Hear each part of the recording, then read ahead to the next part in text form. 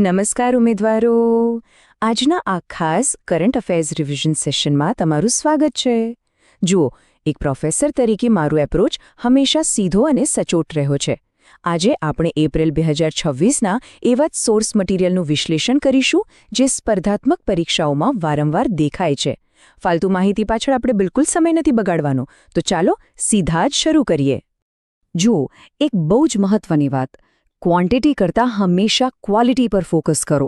આ જ આપણો આજનો મૂળ મંત્ર છે. હજારો નબળા પ્રશ્નો ગોખવાથી શું થશે? માત્ર મગજ થાકશે અને પરીક્ષા વખતે કન્ફ્યુઝન ઊભું થશે. આપણે માત્ર એવા જ હાઈ યીલ્ડ ડેટા પોઈન્ટ્સ પકડવાના છે જે સીધા જ તમારા ક્વેશ્ચન પેપરમાં છપાઈને આવે. આજનો આપણો સિલેબસ એકદમ સ્ટ્રક્ચર્ડ છે. પરીક્ષાની રણનીતિ, મહત્વની રાષ્ટ્રીય અને આંતરરાષ્ટ્રીય નિમણૂકો, સંરક્ષણ, વિજ્ઞાન અને અર્થતંત્ર, યાદ રાખવાના શોર્ટકટ્સ અને છેલ્લે એક ક્વિક ફાઇનલ રિવિઝન ટેસ્ટ. બસ આટલું જ. વિભાગ 1, પરીક્ષાની રણનીતિ. આ આંકડો બરાબર મગજમાં ફિટ કરી લેજો. 180. નિષ્ણાતોના મતે રોજના 150થી 180 ઉચ્ચ ગુણવત્તાવાળા પ્રશ્નોનું જ રિવિઝન થવું જોઈએ. આ એક એવો જાદુઈ આંકડો છે જેનાથી માનસિક થાક પણ નહીં લાગે અને એક્ઝામમાં તમારી એક્યુરસી એટલે કે સચોટતા જળવાઈ રહેશે. વધારે પડતું વાંચીને બર્નઆઉટ નથી થવાનું. આગળ વધીએ વિભાગ 2 પર, મહત્વપૂર્ણ નિમણૂકો. અહીંયા આપણે એક્ટિવ રિકોલનો ઉપયોગ કરીશું. પ્રશ્ન ધ્યાનથી સાંભળજો. એપ્રિલ 2026માં એપલ ઇન્કના નવા સીઈઓ તરીકે કોની નિમણૂક થઈ છે? થોડું વિચારો. વન ડે એક્ઝામ્સમાં આવા ઇન્ટરનેશનલ કોર્પોરેટ અપોઇન્ટમેન્ટ્સ ખૂબ જ ફેવરેટ ટોપિક હોય છે. રાઈટ? સાચો જવાબ છે જ્હોન ટર્નર્સ. આ નામ ખાસ યાદ રાખી લેજો. હવે આ લિસ્ટ પર એક નજર નાખો અને મનમાં જ આનો સ્ક્રીનશોટ લઈ લો. આ 3 ડેટા પોઈન્ટ્સ ખૂબ જ હાઈ પ્રોબેબિલિટી ધરાવે છે. ઇઝરાયેલની મોસાદના નવા વડા બન્યા છે રોમન ગોફમેન. બિહારના નવા મુખ્યમંત્રી તરીકે સમ્રાટ ચૌધરીએ શપથ લીધા છે અને જમીન સંસાધન વિભાગના નવા સચિવ બન્યા છે નરેન્દ્ર ભૂષણ. એકદમ ક્લિયર? ચાલો હવે આવીએ વિભાગ 3 પર, સંરક્ષણ અને લશ્કરી કવાયતો. આ માહિતીને જરા પદ્ધતિસર સમજો. ડસ્ટલેક 2026 કવાયત ભારત અને ઉઝબેકિસ્તાન વચ્ચે યોજાઈ. પણ ક્યાં? ઉઝબેકિસ્તાનના નમનગઢમાં. સાયક્લોન 4 ભારત અને ઇજિપ્ત વચ્ચે અંશાસમાં યોજાઈ. ખાસ નોંધ કરજો, કારણ કે પરીક્ષકો અવારનવાર કોની વચ્ચે પૂછવાને બદલે ક્યાં યોજાઈ એમ પૂછીને ઉમેદવારોને કન્ફ્યુઝ કરે છે. અને હા, રશિયા સાથેનો રિલોસ કરાર જે લોજિસ્ટિક્સ એક્સચેન્જ માટે છે એ પણ બરાબર ધ્યાનમાં રાખજો. અહીં ધ્યાન આપજો, આ એક ક્લાસિક એક્ઝામ ટ્રેપ છે. પરીક્ષામાં પૂછાશે કે પ્રજ્ઞા સેટેલાઇટ ઇમેજિંગ સિસ્ટમ કોણે વિકસાવી? હવે સેટેલાઇટ શબ્દ સાંભળીને સીધું જ ઇસરો પર ટીક ન કરી દેતા. આ સિસ્ટમ DRDO દ્વારા વિકસાવવામાં આવી છે. આ નાની ભૂલ તમારા માર્ક્સ કાપી શકે છે.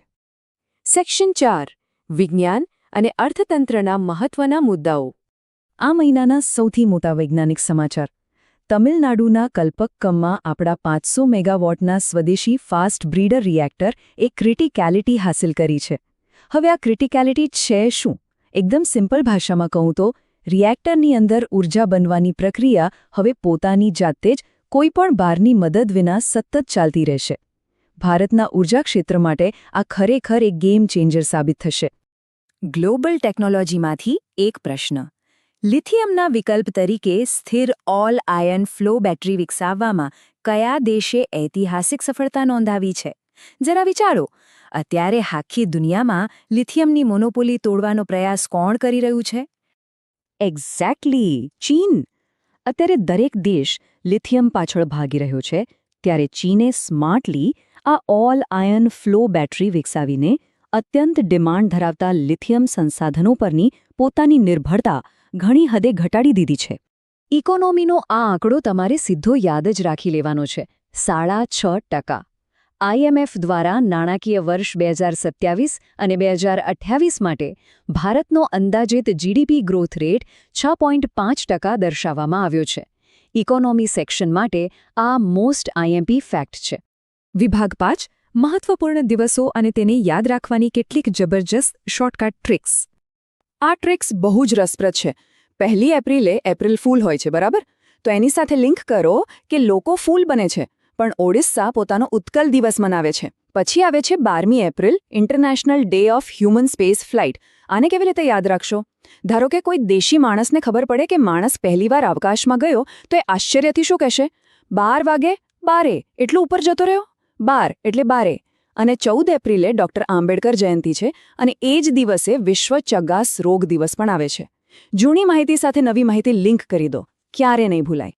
છેલ્લો વિભાગ, ફાઇનલ રિવિઝન ટેસ્ટ. ચાલો તમારી યાદશક્તિ ચકાસીએ. તો પહેલો પ્રશ્ન છે, એપ્રિલ 2026માં કયા રાજ્યના શેખા ઝીલ પક્ષી અભયારણ્યને ભારતની 99મી રામસર સાઇટ તરીકે જાહેર કરવામાં આવ્યું? મગજ પર થોડું જોર આપો અને જવાબ વિચારો. બીજો પ્રશ્ન, વિશ્વ પૃથ્વી દિવસ 2026 ક્યારે ઉજવવામાં આવે છે અને તેની થીમ શું છે?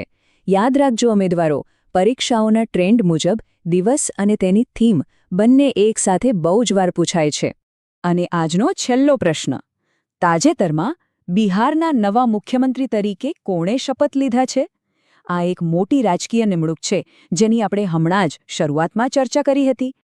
શું આ ત્રણેય પ્રશ્નોના જવાબો લાઇટ થયા મગજમાં? જો હા, તો કમેન્ટ્સમાં તમારા જવાબો પોસ્ટ કરો અને તમારું રિવિઝન પાક્કું કરો. સ્પર્ધાત્મક પરીક્ષામાં સફળ થવા માટે આ પ્રકારનું એક્ટિવ રિવિઝન જ તમને બીજા કરતાં હંમેશા આગળ રાખશે. આ રીતે સીધા સોર્સમાંથી માહિતી મેળવીને તેનું વિશ્લેષણ કરવું એ જ ખરું સ્માર્ટ વર્ક છે.